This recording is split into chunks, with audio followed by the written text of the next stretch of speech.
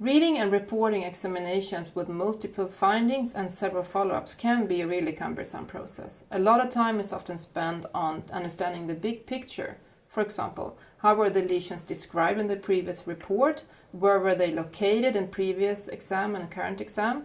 How were they measured in the previous examination? And of course, the most important question of all, progress or not. With a lesion tracking tool, will support you in this process, and it will make the reading and reporting more efficient. Let me show you how it works. We have a patient here with a kidney cancer recurrence. You can see the big lesion here. There are also some findings in the liver. They are probably benign cysts, but I will include them in lesion tracking anyway.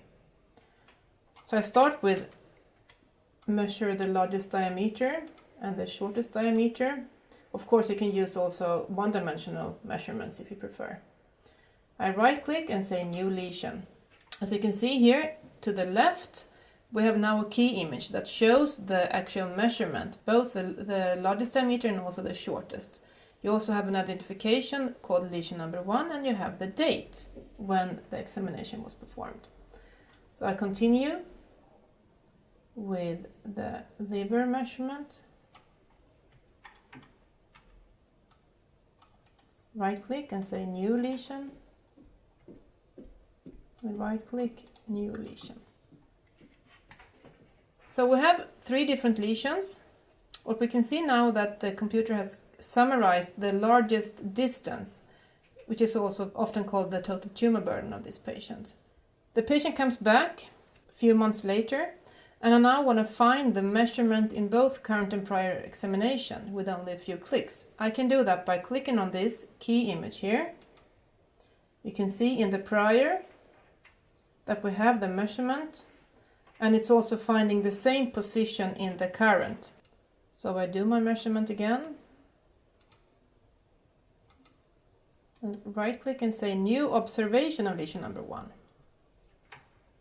Do exactly the same for lesion number 2. This time I need to scroll a few slides due to movement of the liver.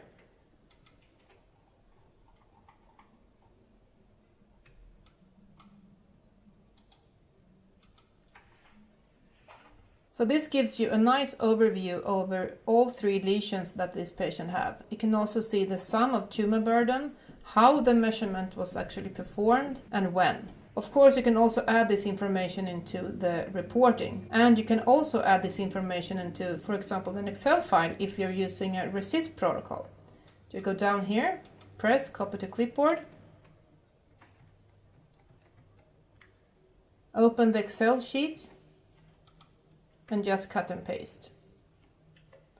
This is one example of how we can use the measurement information into other types of files. After you're done with your measurement, you might want to prepare for an MDT meeting. If you go up here, you can find an automatic created hanging called lesions. If I click that one, you will see lesion number 1 displayed. If I press next hanging, you will see lesion number 2 and lesion number 3. And of course, these images are synchronized, so they will stay synchronized while panning or zooming.